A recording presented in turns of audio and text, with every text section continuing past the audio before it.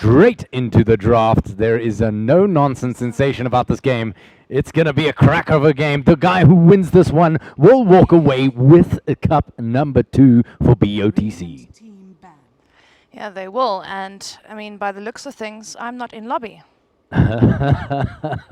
Well, there's a slight little issue. And Succubus is going to have to do something to rectify this. But nonetheless, we can still hear you on stream. Well, I suppose I'll follow your in-game. Yeah, no problems. Well, Shadow Demon taken out is the first one again from TopK, and Alchemist, second man down for the side of TopK. On the other side of the coin, Drow Ranger faces Void. Can you blame them? Yeah, that Alchemist really, that's a bit of a respect man, but it's also, I don't want to deal with that nonsense again. Aghanim's like, I'm tired of carrying you guys. I don't want to do it again. And there's your But Silencer's coming out, and you'll see his effectives. Oh, and double whammy. We have Invoker and Silencer coming out. This is huge. I mean, you've got so much potential here. I mean, you can basically, okay, I don't see a carry Silencer, but it is very, very effective. Invoker can also go off lane and Silencer go mid. Invoker's a very good off laner, and he's very versatile. So, like I said, I mean, you can build him into teamfight Tornado EMP, you can build him into single target nuke with the Exhort build, and you can build him into push. So, I mean, Invoker for me is just one of the most versatile heroes in the game, and if he's played in the right hands, he can be absolutely devastating.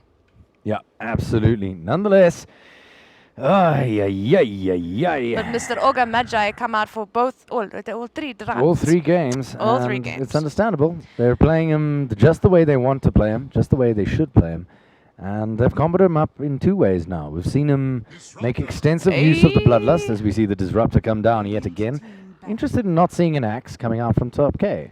Yeah, well, it hasn't really made the ban or the pick phase. You know, it's always come out first. So, I mean, it'll be interesting to see now they've got the opportunity to ban him out. Will they ban him out? Do you think they'll ban out the axe this time? It's possible. I wouldn't be surprised. It's certainly not beyond the realm of possibility. I don't think we'll see yet another axe. Gotta be honest. I mean, I think good old what's his name is sick and tired of playing it. Now they do instantly ban out the Tinker there, and I mean, why not? But what is interesting is that we've had Silencer bans each and every time from the side of TopK. So I think Sinister have been watching that so far, and they said to themselves, well, they must be banning him out for some reason. I'll rather deal with a Silencer than deal with an Alchemist. That's what I think. That's their rationale. But to be honest, Silencer's a force to be reckoned with. I mean, I don't know. Okay, the global Silencer's nice. Don't get me wrong. There we go, and they have the opportunity, and they do ban out the axe. Okay, all right. No big angry red man. I know you've. I'm gonna be sad. Yes, you're crying tears back here, but don't worry. There's other heroes you can appreciate, and I'm sure they will be coming out. No, and I would actually, you know what I would love to see? I would really, really love to see it is maybe a Luna or a Tiny or, you know, something to that effect. A hard hitter. A hard hitter. More so a Tiny or even a Sven. I mean, a Sven, it just gives off a brilliant showdown. I mean, obviously now with the Echo Saver coming into play, it just makes the melee carry heroes so much more viable to pick these days. It really does. And I would love to see an angry Sven on the map or a early Tiny Blink coming out and just, you know, blowing up everyone on the map so early. I mean, a high level Tiny is not something you want to deal with as a Disruptor or an Ogre. It can pretty much blow up anyone with any HP in the beginning. Yeah, certainly, and that's really what he's designed for. Slardar taken out by the side of TopK.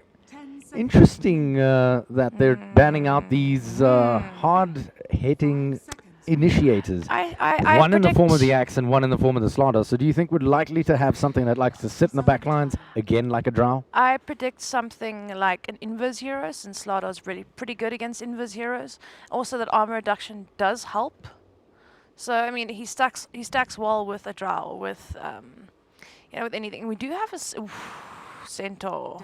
Yep, Centaur picked up for the side of Sin 5, and Centaur is going to buy them a lot of it. Team initiation in the form of that Stampede, and of course can provide for the escape as well, depending on the situation. It's also a great initiation in the form of the Hoof Stomp. Yeah, and especially if he grabs that early Aghanim Scepter, I mean, he negates pretty much all the team fight as well for his team. But we do see a PA come out, and we do know that dagger is absolutely disgusting these days.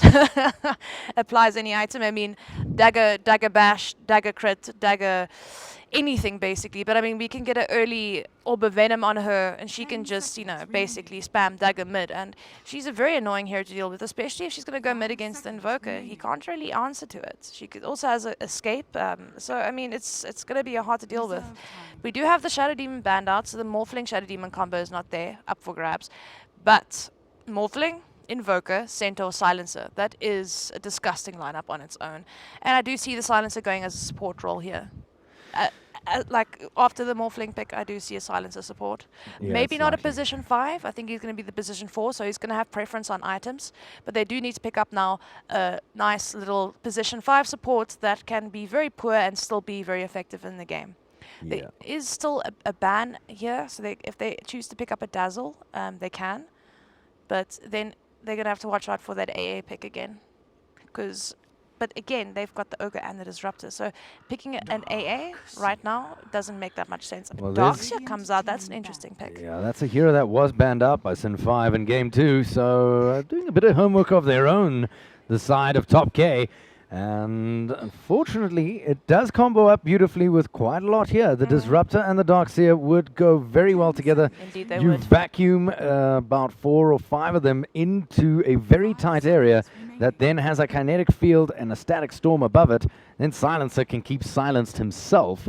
And of course, you just drop the wall of replica on that, and then you just watch the hilarity ensuing as people stumble around that static storm trying to do much of anything. Yeah, but they need another hero to combat with the PA, because there's a lot riding on the shoulders of the PA right now. She's the only late game hero at the moment on the side of TopK. They need something to help her core as well. So they need to pick up a nice core that's versatile and doesn't rely so heavily on farm as like a PA does. Well, the OD's banned out, which means the Morphling doesn't have to worry about that kind of nonsense as we saw in Game 1. Yeah. However, there are still other options available to the side of TopK that would do pretty damn well against a Morphling. Basically, mana drain of just about any kind is beneficial. On a Morphling, no, No. disable. Against the Morphling. No, against the Morphling you need disable, and they've done pretty well with negating that. They've taken out the Drow, they've taken out the Tinker. The Axe has already been banned out for them. So, I mean, with Morphling, you need disable. Well, in any case, you've got yourself the Disruptor who will be able to make use of his glimpse in such a manner that it negates most of the mobility on the side of Sinister 5. In case they need to try and get out, you can glimpse them back. If they're charging in, you can glimpse one of them out of the fight, and then move from there. there's The your answer. anti-mage There's picked up your by answer. TopK. There's your answer. So, I mean, anti-mage, pretty good against the Morphling late game. He's also good against Invoker, Silencer. Centaur, not so much. I mean, Centaur kind of is the anti-carry hero. You know, his return damage with the Blade Mail, you can't really kill him. I mean, I know me playing a Windrunner, I play a lot against it, and playing against Centaur Runner as a Windrunner, I mean, you just kind of blow yourself up. So, if he gets nice levels and he gets tanky enough, he's going to be very hard to deal with. But anti-mage, I like the pick, but it's also very melee. So, I mean, you've got a Morphling, Invoker, Silencer, and Omni Knight. Yeah. And there's a hero that has a win rate of about 70%, last I checked. I can't remember. Yeah. What is it, 60 or 70% in competitive play? As we are going to kick on into this. Nonetheless, for those of you watching in-game, do jump on over to the stream. You'll get the full coverage, including myself and Succubus. Do not just stick around here. You'll only hear me, basically. Yeah, and unfortunately, I'm not in lobby, so there's that. But yeah, as I said, the Omni Knight, it's really good with the Morphling. It gives him a free BKB. If, you know, once his Lincolns has been popped, he's got a free BKB, he's got free heal. And then any physical damage coming through from the PA or the anti-mage is negated by his ulti. So it's a very good pickup. It's going to keep that Morphling alive. It's going to keep the Centaur alive. It's going to keep the enemy team, or Sinister 5, it's going to keep them alive pretty nicely. And if he's quick on his buttons, yeah, do we need to remake? Let's try remake this lobby. I think if we at will all remake this possible, lobby if so we I just can go get into a it. short break. Type yes.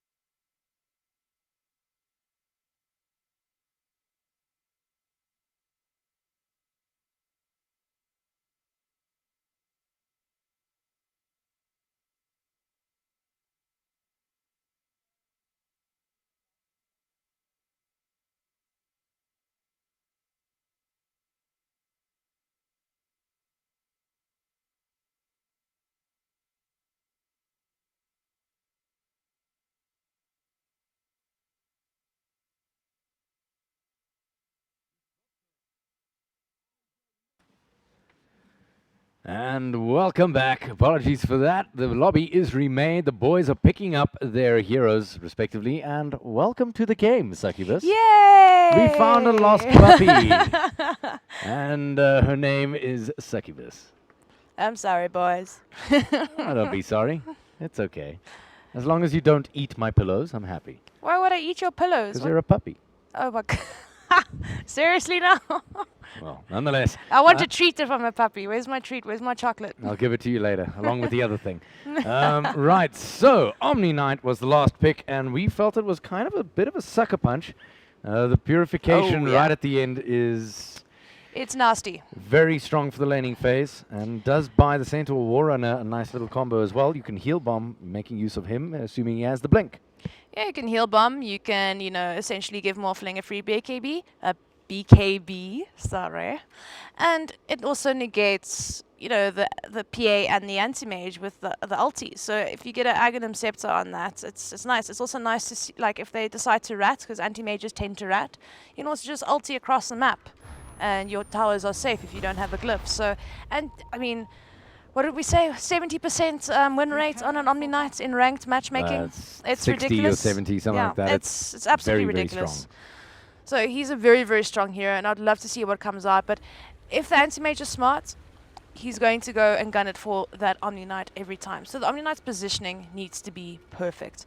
And of course, we have the silencer. It's a global silence. Everyone on top of that. So it's going to be a very hard game for TopK. I feel like, they've got Sinister 5 for me. You've got the better draft here. Just because of the Omni Knight? No, not just because of the Omni Knight. There's other heroes as well. Well, without any further ado, sorry to cut you off, but let's introduce you to the teams for this one, the final match, and it's for the cup. This is it. Whoever wins this one takes that cup home, and all the glory assigned to it. It's not going to be a bad game, I promise you this. Voodoo will be picking up the Invoker for the side of Sin 5, playing on the Radiant side, Cloud on the Morphling, and he will be joined by AVB on that Omni Knight, and Fling Flang will be picking up that silencer that you so very much covet. And last, but certainly not least, is going to be none other than General Grootvorst on the Centaur. Yeah, and on the side of the Dire, we have DJ Vega playing that anti-mage. We have Aghanim playing your PA. We have Game Reaper on the Ogre Magi once again. What a fantastic job he's been doing so far, I must say. We have Mulkeys on the Disruptor. And last but not least, we have Bra on that Offlane Darkseer. Yep, Offlane Darkseer. It's a classic and pretty damn strong at what he does. Now, that Ion Shell is going to be doing a lot of work. It's going to be up against the Morphling, which is semi-ranged. I say semi-ranged because he is ranged, but very short range, and the Silencer. So they should be okay for the most part. It's not going to negate the farm of the opposing side. And as you can see, they're going to focus down the creep that has the Ion Shell on it to try and negate the farming ability of Porter, as he has to quietly but surely dodge quite a lot of damage and harass from Fling Flam. So that's the idea with the bottom lane there.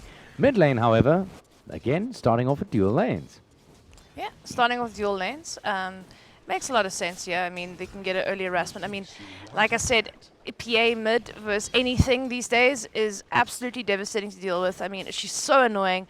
Her any modifiers, anything she has in her inventory stacks with that dagger now. So, to go up against her is not nice. Voodoo's gonna have to go for the exhort build here if he wants to lane against his PA. He's gonna have to get his Forge Spirits up early. He's gonna have to get that Cold Snap, and of course he can kind of gain what he loses in lane with his Sunstrike, gaining a bit of gold from that. So if he can get nice pickoffs from that. So very wise build here, I feel, from Voodoo, and also it gives him opportunity to kind of solo carry around the map. He can smoke up or do whatever the hell he wants and pick off a Disruptor or pick off anyone he wants with that build. And it does look like he has a Cold Snap up now, so he's got the Cold Snap combo up and going.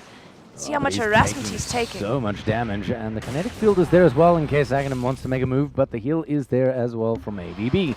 So that's going to negate that, but if ever you doubted this laning strength of an Ogre Magi, this is exactly what you're supposed to see. General Grootvorst playing a Centaur Warrunner has to back on up if Game Reaper gets belligerent and gets right up next to him. And this is a character that doesn't mind getting up close and personal if, if you have anything, any sense of brain, generally you want to avoid getting close and personal with the Centaur Warrunner. But because it's that fat man, the Ogre Magi, you should be fine. I mean, that early Orb of Venom also helps a lot with his ignites. So he's gonna have to level up that return damage and double edge. I won't get more than 1 level in Hoof Stomp. Like, I would go for the double edge into return, double edge return, that type of thing. But definitely, early Orb of Venom into ignites is just absolutely devastating to deal with. But Omni-Knight is there to help him out. Yeah, well, taking a look at the last hits and denies, it's going to be Cloud leading that shot at 15 for 8. No surprise here, as DJ Vega is just behind him alongside Aghanim. And that means that the game is slightly, and ever so slightly, in the favor of TopK in terms of statistics for last hits, as Voodoo picks up yet another dagger.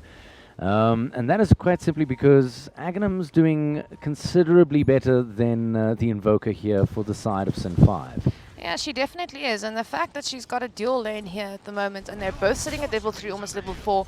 Yes, Invoker just got his level 4, but they're kind of keeping up with him. And shame, I must say, if I was Voodoo right now, I'd be very, very salty. But it does look like he might go down here to first blood.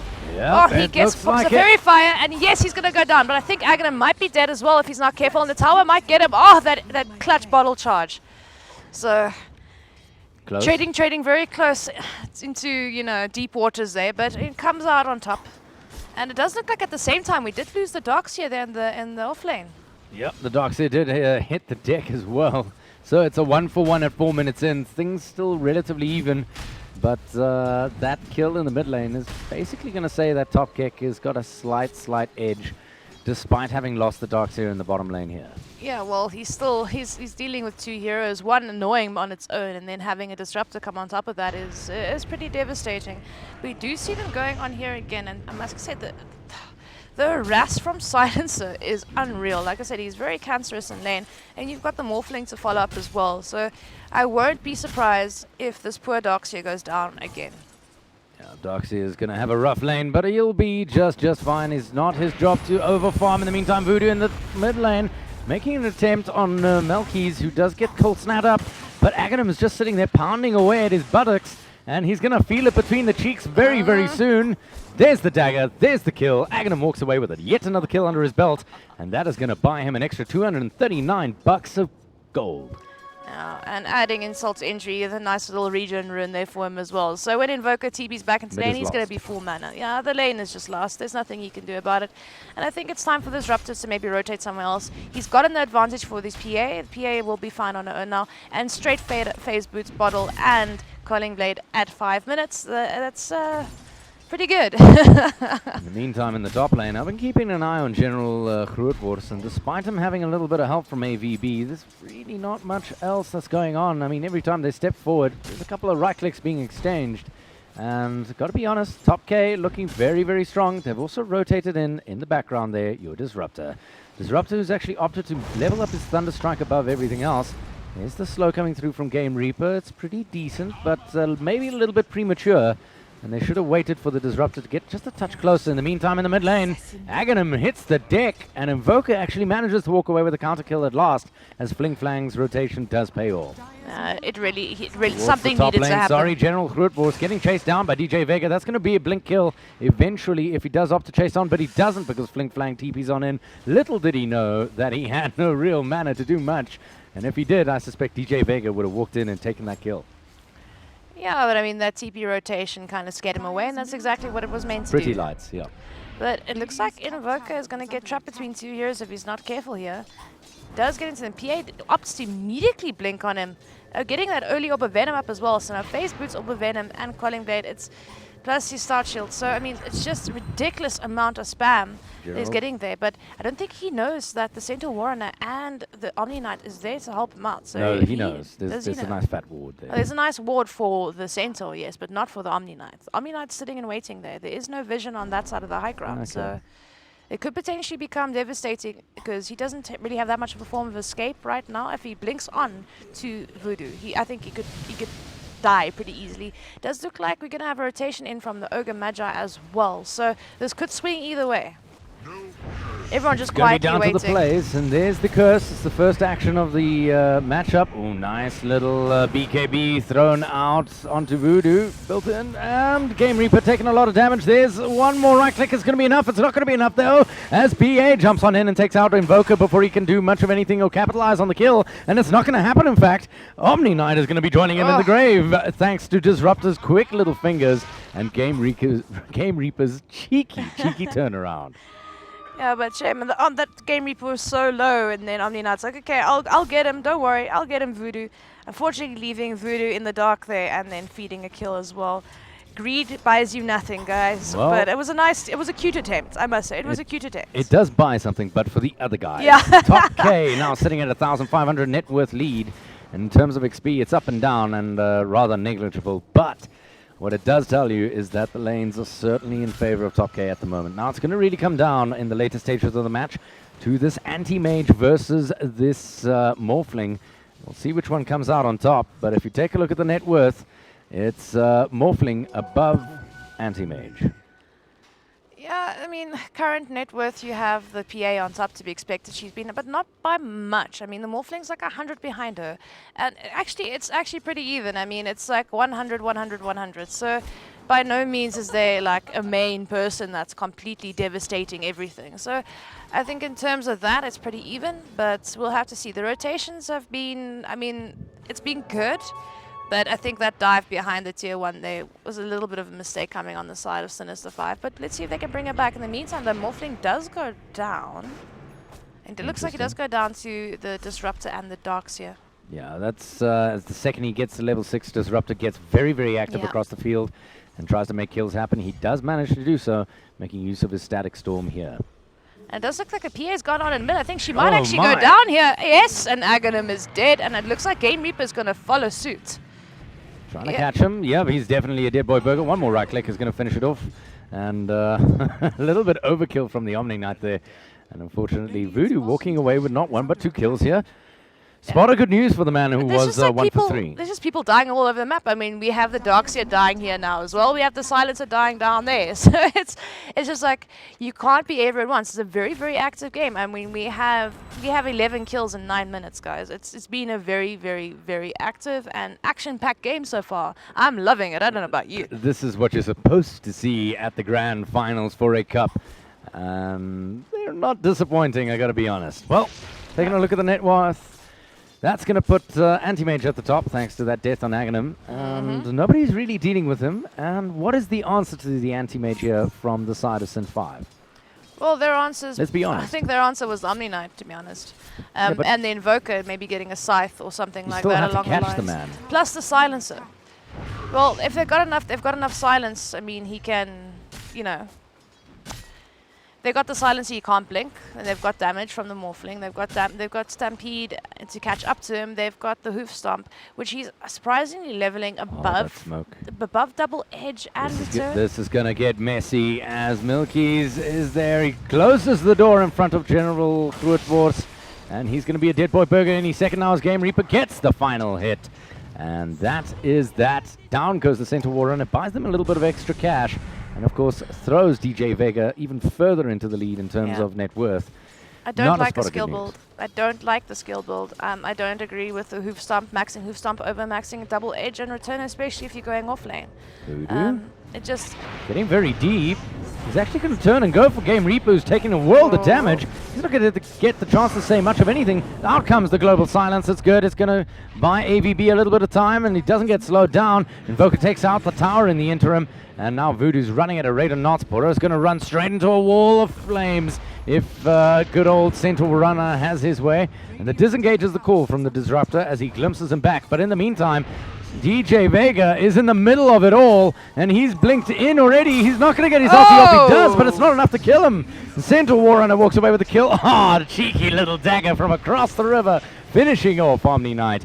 And that is that. 8 for 7 in 11 minutes, 43 seconds, and the fight actually is continuing. In the front lines, Aghanim is taking a piece of Cloud as the Sunstrike comes through, taking down the Disruptor from absolutely nowhere. I missed that one. I heard it, I just didn't see it. 8 to 8, 12 minutes in, and this fight is not getting any cooler. It went something like this. Splat. Dead. Yo, that's it's just like there's so much action happening everywhere on the map. What was actually really funny for me was the fight between Anti-Mage and Omni Knight going on forever, both running past a haste rune and chasing each other. It's like if one of them picked up that haste rune, it would have been absolutely fine. When it gave Morphling the space to pick it up, I was following the little side fights. It was really funny. But now Invis getting picked up here by Fling Flang. Can he make something happen with it? Is the question. On whom?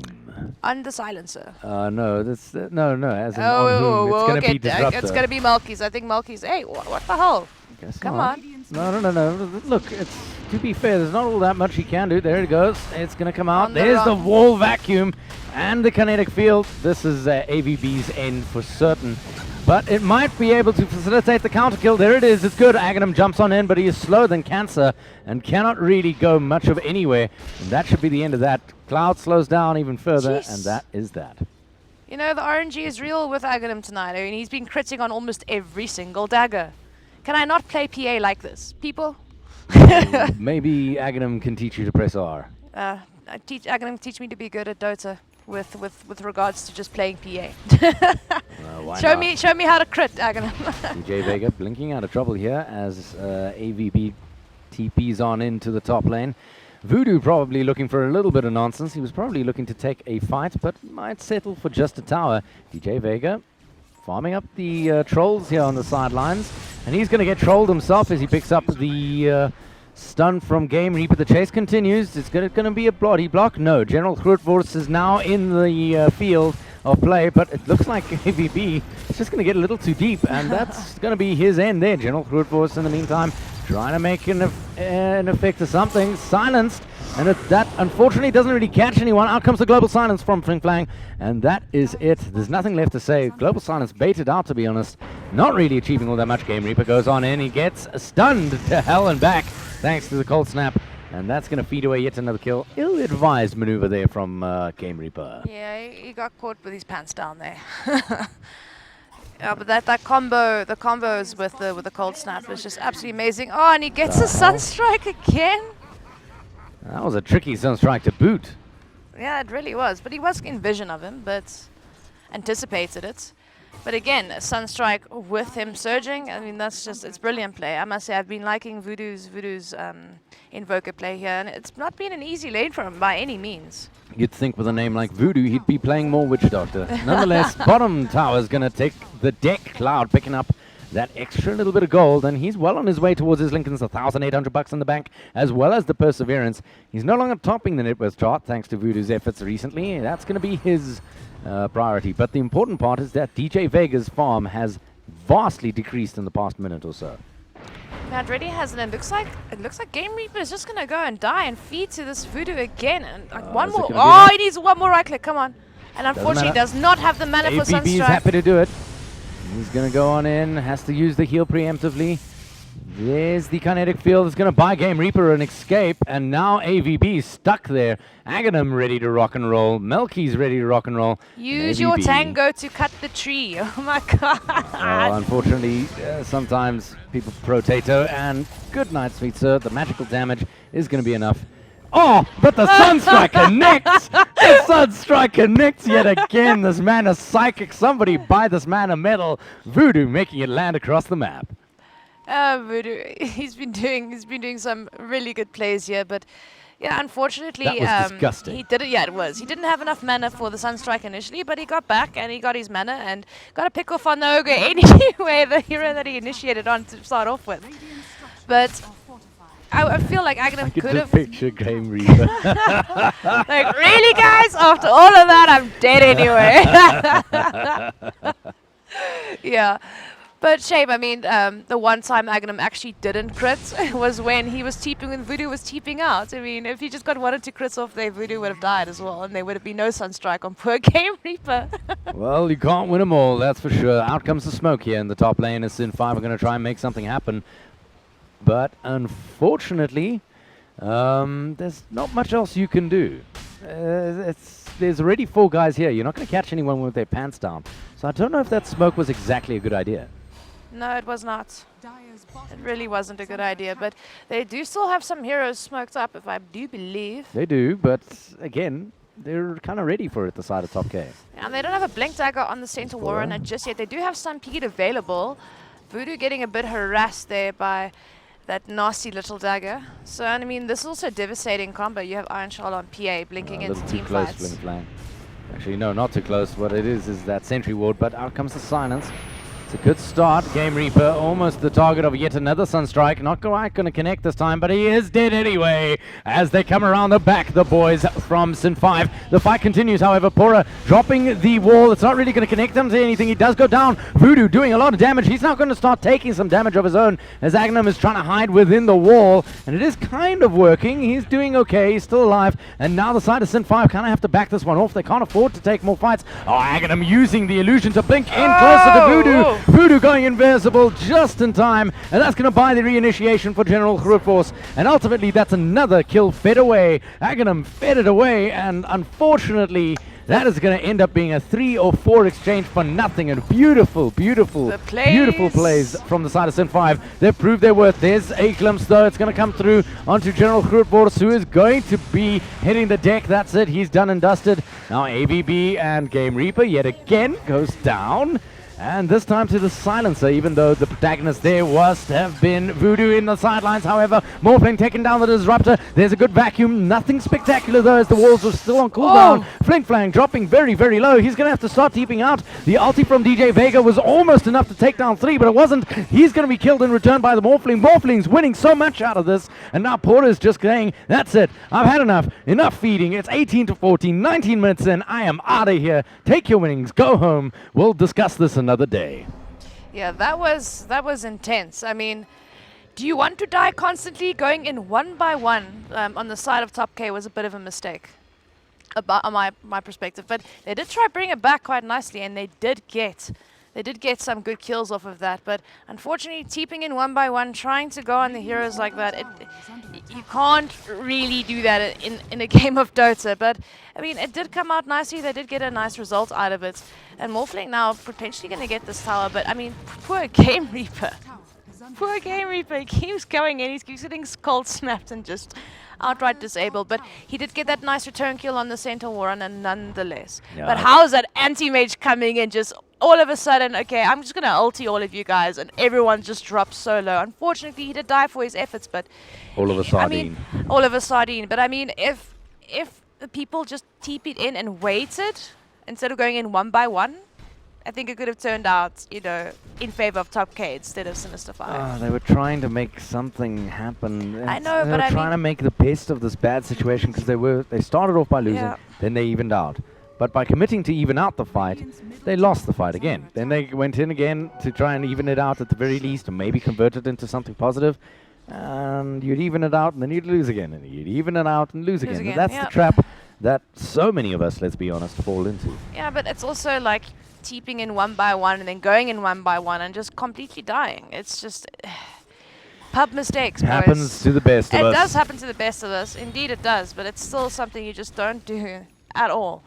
And I mean, it was interesting and it was a lot of fun to watch. I won't lie. I mean, it's on for a good minute. Yeah, it was an amazing fight. I mean, I thoroughly enjoyed it. Well, let's move on to slightly more serious How's things. the graphs looking by now, Wilson? Well, the graphs, it's no surprise at all. Sin 5 after that fight, up to about almost about 6,000 net worth lead. And in terms of XP, you're not going to be too far off. But in the meantime, the fight does break out. The silence is not quite good enough for the anti-mage. He does manage to blink on out. That's going to buy Aghanim the chance to get back in there. Out comes the Sunstrike. Oh, but a beautiful counter initiation from General Grootforce. That's a massive amount of damage he's just dealt out there. It does get negated by the quick mechanism. Popped out by Game Reaper. Game Reaper does hit the deck, though. And Seto War Runner is the protagonist there. There's the glimpse. It's going to stick him back into the wall and back into the fire of the Static Storm. In the meantime, Darkseer manages that at the very least. On the sidelines, P8 managing to pick up one kill there. He's going to chase on and go for Voodoo, who does want to QQW in all likelihood and go invis. Is he going to manage? Yes, he does. He just manages. Now Cloud is going to get involved, and Voodoo's nearby. He's going to slow down the movement speed, but Cloud can't really afford to stick around, can he? He can. He does have backup. AVB comes in and nukes Aghanim very, very quickly, making use of the Blink Aghanim to a defensive effect, jumping out to the Disruptor, and these guys are still in very close proximity to each other. There's DJ Vega. He's going to jump on in and get a nice ulti down, but it's not going to be enough. Disruptor actually facilitating a little bit of a runaway, but also manages to walk away at very least with the kill on the Omni Knight. Yeah, and that was a very messy team fight. Messy, I mean, messy as hell. Very messy as hell, yeah, and they're going to walk away with a rush here, I mean, easily. But a shame that poor Voodoo, I mean, he gets away with QQW just in time, and that Iron Shell on Aghanim just, you know, he couldn't escape. And you can notice that little block. I mean, Centaur getting glimpsed back into Disruptor, ulti on top of Darkseid ulti, and then his teammates and a creep wave blocking his escape. I mean, that's just unfortunate. Look, but to be honest, that's what TopK is trying to do here. It's panic. It was just pure panic. I think people got scattered and they couldn't. I'll take this little fight or that little fight. Yeah. It was just all over the place, and it was just a messy team fight for them.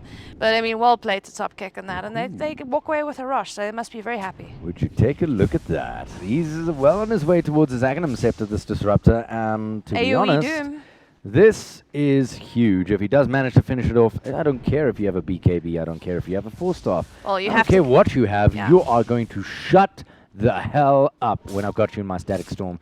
That's really the point of that. Yeah, if he gets it before they pop that, sure. But I mean, if they manage to combo up as a result, yeah, sold. That's it. But I mean, if he does it after any of those items you use, it kind of doesn't matter. Yeah, I suppose there's a good chance of that. Nonetheless, DJ Vega running into Voodoo here, who's just trying to quietly farm up his own bush. Aghanim Scepter almost up on him. That's a rather serious item to get as well. Pipe of Insight well on its way for the Centaur Warrunner. Makes a lot of sense. There's a little bit of magic damage sitting on the side of TopK that they would love to negate. But maybe that gold would be better spent elsewhere. Yeah, I think so. I mean, I know it's a standard item for a Centaur Warrunner. But do you not think that maybe there should be something better? What, than a blink and a pipe? Yeah, the pipe. No, I think okay. Well, first of all, he didn't have a blink in the last fight. This fight, well, no, I'm not talking about quite a bit. Just pipe. No, the pipe I think is a good option. I mean, they've got the Darkseer, they've got Darkseer Iron Shell, they've got Darkseer Vacuum, they have Ogre Magi with Ignite, and they've obviously got a Disruptor as well. And now they're going for a jump straight in, and the crit is going to be enough. Phantom Assassin getting that final strike onto the Omni Knight. He didn't last very long, did he? No, but pretty low. Let's be honest. Yeah, he was low, but I mean, he didn't last long. Is my point. He just kind of blew up. But coming up to your question about the pipe, I mean, they can see that the Disruptor is going to rush that Aghanim Scepter. Ooh, nice glimpse. Yeah. Not going to result in anything. Sorry, carry on. They're going to see that the Disruptor's rushing that Aghanim Scepter, so it's going to be doing a huge amount of damage early, and the pipe is just something that's going to be amazing. But it looks like they are going to try to initiate on here, and he gets a stun off. Is it going to be enough? Phantom Assassin dropping really low. It's not enough. Well, sorry, it is enough. And she's going to get back up. Comes the Sunstrike, beautifully timed again. And Cloud is going for the chase. Melky's tried to save his life. And unfortunately, we'll only be joining him in the grave. Morphling walking away with not one, not two, but 3 kills out of that engagement. And that is going to make him very, very rich indeed. Now has a completed shotgun and an extra $1,200 on the back. And I must say, I mean, against the PA, before BKB, what you need is nuke damage, and that's exactly what that item does. And not only that, I mean, you've got the silencer, you've got the Centaur Warrunner. So I mean, the Morphling's a really nice pick against the PA in that regard. But once she gets a BKB, he's going to need to go for that MKB, unfortunately. Certainly, the MKB is going to be essential. And all I can say, boys, is that it's an absolute pleasure to be here at DGL Telkom. I just had the, let's call her the resident tavern wench, bring us a great little cup of coffee. You can't call Kelly a tavern wench. That's not fair. I'm sure she's going to kick your ass later. I'm sure she will. Nonetheless, it's not too bad news for TopK. They are behind 22-19, 26 minutes in. They're also behind in terms of objectives. Lots of towers missing off the map. And they're still waiting for DJ Vega to really get up and running. But there is still an escape route here. Aghanim has been fairly active, and he will continue to do so, to be so. And the benefit, of course, is that they have those 2 carry roles. One on the PA and one on the anti-mage. Yeah, they do have the 2 carry roles, but again, and does look like we have a bit of an engagement happening here. Yep, in the jungle, getting caught out will be that Phantom Assassin. Can't really do anything, is Silence. Taking the tick damage as well. Game Reaper's going to try and make something happen. No, not going to happen. And in the meantime, towards the top lane, the Morphling takes out the Disruptor, and the Silence from him is actually going to kill him back. So at the very least, it's a Wicked Seek streak that does disappear as Voodoo goes on out. Omni Knight in the meantime in the back fight manages to take down Game Reaper on his Ogre Magi as the Anti-Mage denies the tower towards the top lane. And the fight continues by the looks of things. Bora now trying to make a run for it and can't stick around. Surely in goes General Grootboer, so close to landing that stun. If he did, it would have been a kill. Now comes the Sunstrike, not quite going to connect. AVB getting a good heal bomb there onto DJ Vega, but that should be the end of it. Surely, guys, back on off. Yeah, what I want to know is, like, why do they not have Dust against that against Voodoo? I know. He gets away every time. Yeah, certainly. You need to get, have to get Dust or detection of some kind. Yeah, you really do, and he seems to be getting away with murder. Yeah, he's getting away with murder, and it's to be expected. Honestly, it's pretty standard stuff. It's if you don't get detection against something like an Invoker, it's like having no detection against a Riki. He's just going to walk all over you. I mean, they do have that little sentry ward there, but as soon as he walks out of range of that, they can't really chase him anymore. Yes. Well, yeah, there's a number of ways of dealing with it. Nonetheless, moving swiftly along, let's take a look at Aghanim's. How do you see him panning out for the rest of the game? What's his next item here? He's got himself the Desolator as well as the Vanguard. He's going to need the BKB now. Oh no, another fight breaks out, and goodbye the Disruptor. Silencer walks away with the kill there. That's -2 intelligence to him yet again, and that intel tax is starting to really be expensive for the Disruptor. Unfortunately, there's nothing much he can do. Yeah, there really is not much he can do, but I mean, I think PA, personally, going back to your question, needs to go and get that BKB now, because she's kind of taking a lot of the nuke damage from the from the Ethereal Blade. She's taking a lot of nuke damage. It looks like, Game Reaper getting blown up there in the middle lane. Absolutely blown up. Yep, and it's kind of expected. There's a whole lot of nukey damage there. I don't know what really the side of TopK can do now, because that Morphling is up and running, and he's definitely not afraid to show it.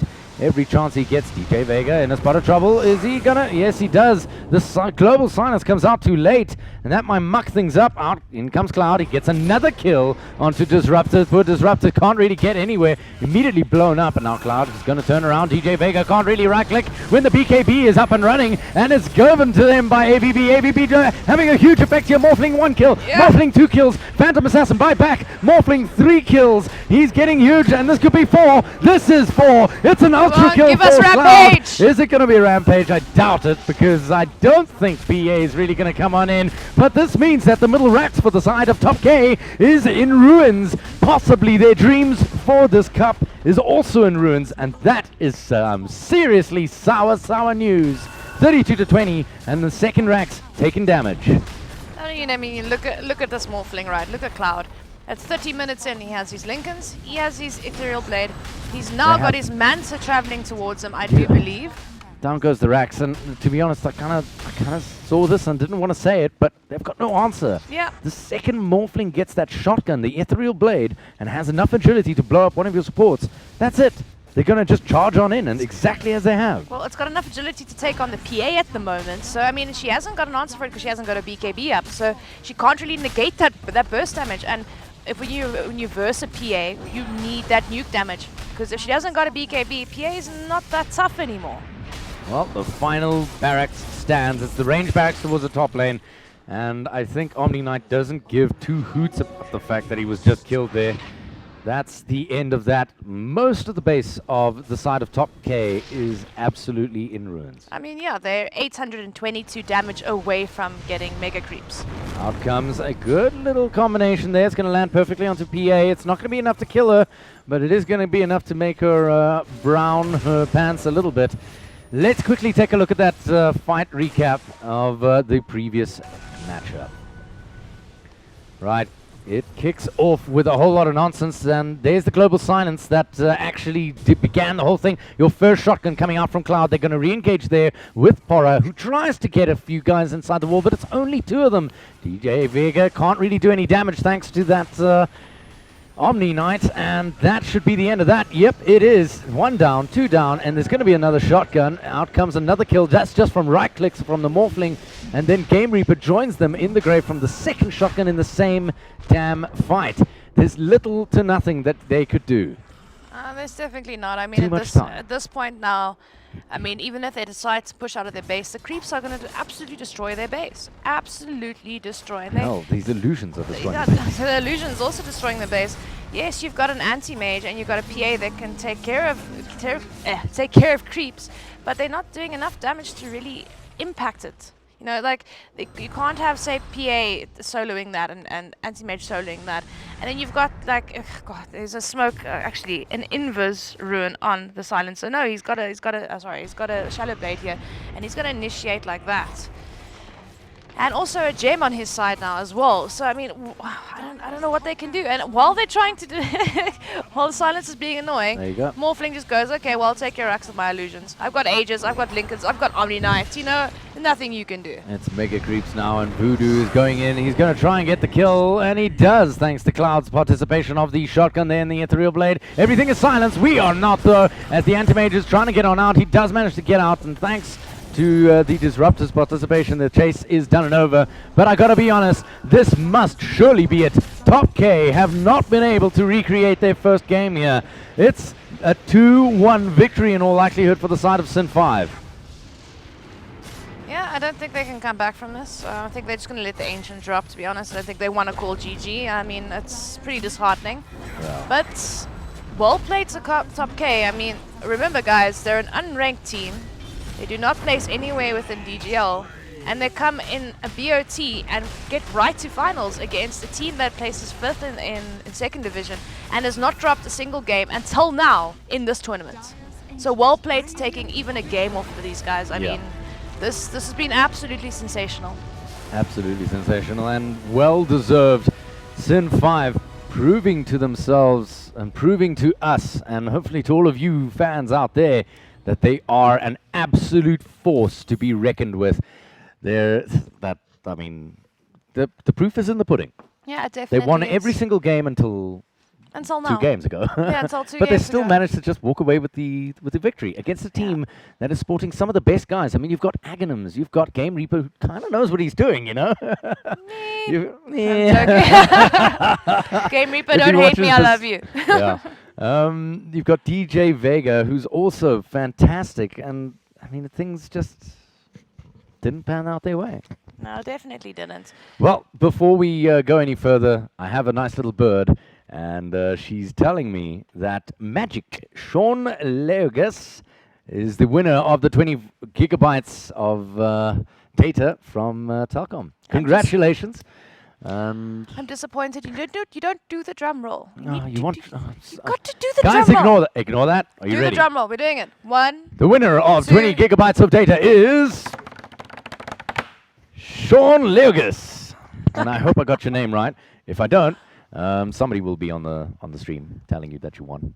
Yeah. So at least, you know, you can read your name, I hope. At least do a little girly up and down, go, yay, that you've won. A Sean doing a girly up and down. Yes, yes. Well, I mean, it's been a fantastic series and well-deserved to the boys of Sin 5. They really deserve it. They did really well. I think TopK could potentially be a very good second division team.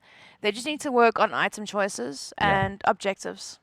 They really lack in that, and the fact that they don't carry detection with them, just little game mechanics that it's so easy to change, you know, because their rotations are great from them. Yeah. They know how to be aggressive and when not to be aggressive. They don't, but the diving thing, when they dive or they TP in one after the other, the little mistakes like that can easily be fixed, and they could potentially take, I would say, third, fourth, maybe second or first place in second division. They need to Potentially. work on that. That's for me. That's all they did. They did wrong in that. But not to say Sinister 5 didn't do things wrong either. I mean, they've made some silly mistakes as well. I mean, they're not professionals for a reason. But as far Well, as they're getting there. no, they're getting there. But I'm saying That's it's the not. beauty of all this, guys. We've just watched a team formed not 2 weeks ago Yeah. take down TopK, which they're not the BVD or these days WRG, and I say that with a little smile on You my smile voice. on your face. Yeah. Anyway, they're not the most experienced or the most fantastic team out there, but they've managed to take down a fairly well-rounded team in the form of TopK. Yeah. And they've managed to walk away with victories with all the rest of the teams that have been around longer than them. And that is the beauty of this. It's a new group coming in and saying, you know what, guys? Anyone can actually get in there. Yeah, it's very good. And there's your game stats. I mean, you got Sinister 5 not dropping a game until now. So, but like I said, for me, TopK needs to work on their item choices, their positioning. Item choices was a huge one. The positioning, the objectives, they don't take objectives that well. And then learn to carry detection if you're going against a hero that has a Shadow Blade or, a Ghost Walk or something like that. Because a Sentry... It's little things. Yes, when you push a lane, you put a Sentry in the lane to make sure they can't surprise you. But when you're fighting on that hero, a Sentry is not enough because they can still get away. A Dust, good. Dust is good. It also slows their movement speed down as well. So it makes it easier for that hero to be killed. Yeah, certainly. Well, I'm afraid that's all we've got for you tonight. Please do go out and celebrate the winners, as I'm sure they're celebrating now. It's Sin 5 walk away with cup number 2 of the Battle of the Clans Cup. And well done to our winners of the amazing data. Yeah. Thank you, Telkom, for supplying that. We, Absolutely. of course, live from the Telkom studios here in Midrand, and yeah, it's been an Come on amazing down, experience. give us a shout. Yeah, come on down. We'll maybe invite you guys if you behave, Oh, do behave. You heard that right. I'm not the only one. Well, what can you do? Nonetheless, from the both of us, we wish you a damn good evening. And from Telkom, we wish you all the love in the world. It's been an absolute pleasure. Cheerio. Bye-bye.